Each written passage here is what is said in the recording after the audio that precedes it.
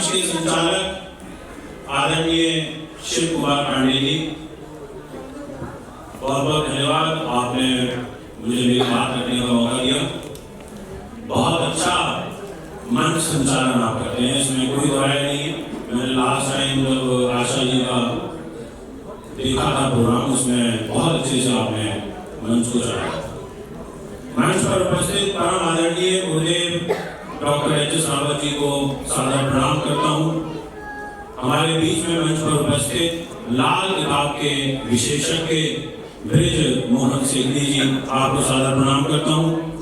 मंच उपस्थित आदरणीय राजेश शर्मा जी, चेतना कालरा जी जो कि काफ़ी पॉपुलर हैं और यूट्यूब वगैरह पे काफ़ी एक्टिव रहती हैं, और साथ में मंजू शर्मा जी, नीलिमा जी, और जिनका नाम नहीं ले पा रहा हूँ वो सभी, रेणु गुलाटी जी। देखिए, सबसे पहले तो मैं कार्यक्रम के जो आयोजक हैं प्रियंका बोरा जी, आशुतोष गुप्ता जी, शील झा जी, आपको बहुत बहुत बधाई देता हूं कि आपका ये प्रथम कार्यक्रम है और आपने इसको बहुत अच्छे से व्यवस्थित किया है, हम सभी को एक छत के नीचे एकत्रित किया है। शुरुआत है, आगे तो आपको और भी बहुत बड़े बड़े कार्यक्रम करने हैं, तो आपके लिए जोरदार तालियां बनती हैं और आपकी जो मेहनत तपस्या वो यहाँ पर दिखाई दे रही है। दोस्तों, ज्योतिष सम्मेलन होते रहते हैं, आए दिन होते हैं, हम भी उनमें जाते हैं, अपनी बात को रखते हैं, पर जो मूल धारणा होती है वो यही है कि हम ज्योतिष के लिए कैसे जिए, हम ज्योतिष को किस प्रकार से आगे बढ़ाएं। कई बार क्या होता है कि व्यक्ति की उम्र तो कम होती है, पर कहीं ना कहीं उसके पास अनुभव अच्छा होता है, या वो बहुत कम समय से ज्योतिष में कार्य कर रहा होता है, तो उसके पास विचारों का संग्रह बहुत ज्यादा हो जाता है। तो इसमें सबसे ज्यादा महत्व ये रखता है कि आप ज्योतिष के कितने करीब हैं, आपके कितने दिल के नजदीक एस्ट्रोलॉजी है, आप उसको कितना जी रहे हैं, आप उसको कितना एंजॉय कर रहे हैं, आप कितने नजदीक हैं पंचांग के।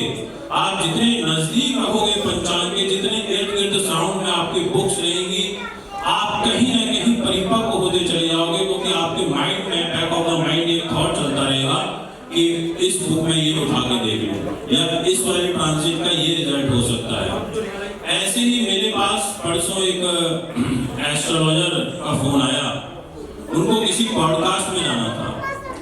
वो बोले कि मुझे पॉडकास्ट में जाना है और मुझे 2 पॉडकास्ट करने हैं जिसमें मुझे वर्ष 2025 का प्रेडिक्शन देना है, मुझे बताना है कि वर्ष 2025 कैसा रहने वाला है। तो मैंने कहा तो बताइए फिर। तो कहते मैं आपकी सलाह लेना चाहता हूँ, आपकी राय जानना चाहता हूँ कि मैं न्यूज चैनल पर बैठूंगा टाइम्स ऑफ इंडिया पर, तो मैं वहाँ क्या बोलूँ, कैसे प्रेडिक्शन किया जाए। तो जब भी, जैसा मैंने कहा, आपको एक बात बोली कि हम जब भी कोई काम करते हैं ना, तो उससे पहले उससे रिलेटेड जो थॉट्स हैं वो आपके माइंड में आ जाने चाहिए।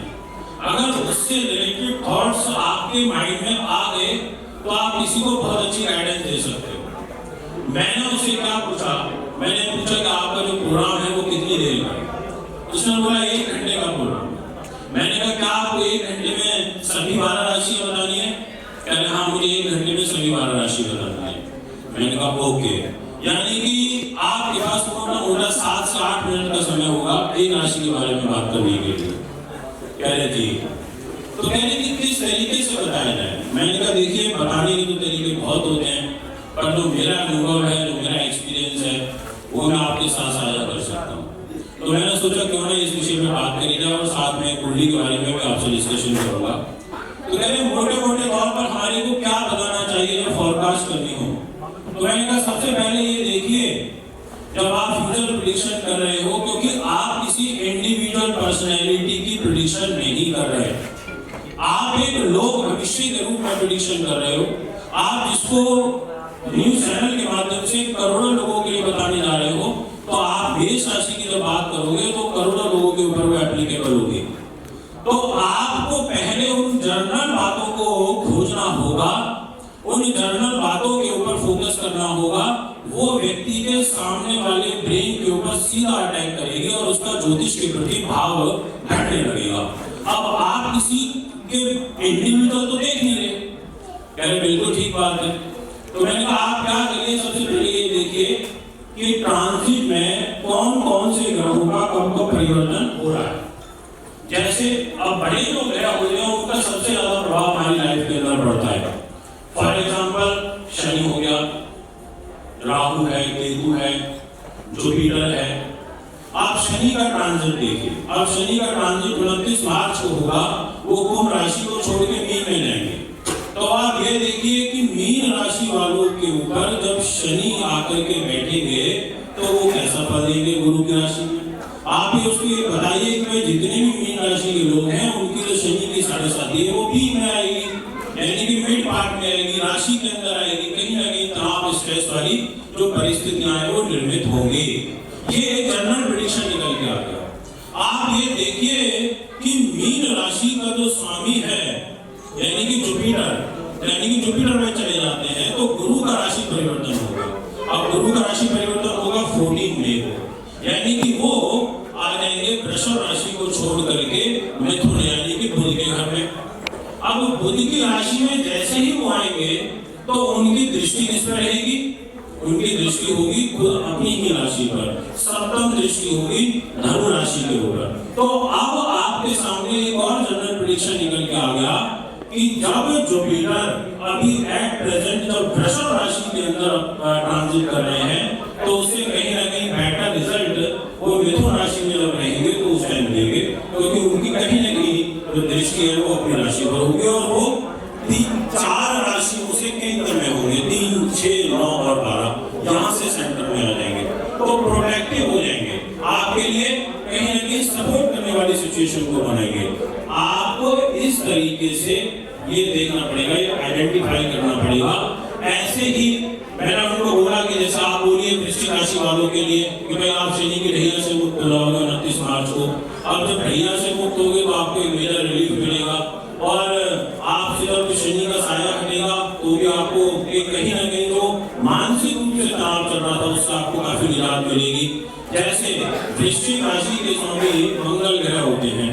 अब मंगल का ट्रांजिट देख लो, क्योंकि मेरी ऐसी समझ है कि इस समय फिलहाल ट्रांजिट के अंदर वृश्चिक राशि वाले परेशान काफी चल रहे हैं, मेष राशि वाले काफी परेशान चल रहे हैं, मीन राशि वाले काफी परेशान चल रहे हैं, कुंभ राशि वाले काफी परेशान चल रहे हैं। और अगर आप इसके डीपली चीजों में जाओ तो आप ये सोचोगे कि हाँ बिल्कुल ऐसा हो रहा है। अब उसके रीजन है, पहली चीज की मीन राशि से पंचम नीच 5th हाउस में मंगल का प्रभाव है। अब मंगल 21 जनवरी तक नीचे, तो आप बोल सकते हो कि देखिए मीन राशि वालों जब ये वर्ष की शुरुआत होगी तो वर्ष की शुरुआत में मंगल कहीं ना कहीं आपके मस्तिष्क पर, आपकी बुद्धि पर नीच का होकर के ट्रांजिट कर रहा होगा तो वो आपको तनाव देगा। यानी कि शुरुआत जो आपकी रहेगी वो कहीं ना कहीं मानसिक तनाव से होगी, आपको संतान से, बच्चों से कष्ट होगा, तनावकारी परिस्थितियां यहाँ पर निर्मित होगी। आप बोल सकते हो कि वर्ष की शुरुआत में और एट प्रेजेंट भी मैं उन सभी गर्भवती महिलाओं से आग्रह करना चाहूंगा, आप इस चैनल के माध्यम से बोल सकते हो कि आपका राहु जो है मीन राशि में बैठा हुआ है और राहु की 5th दृष्टि जो है वो 5th हाउस के ऊपर है, कर्क राशि के ऊपर है और कर्क राशि में ऑलरेडी मंगल नीच का होकर के चल रहा है। इसका मतलब 5th हाउस कहीं ना कहीं परेशान हो रहा है, डैमेज हो रहा है। तो आप बोल सकते हो कि भाई आपको इस समय पर काफी केयरफुली काम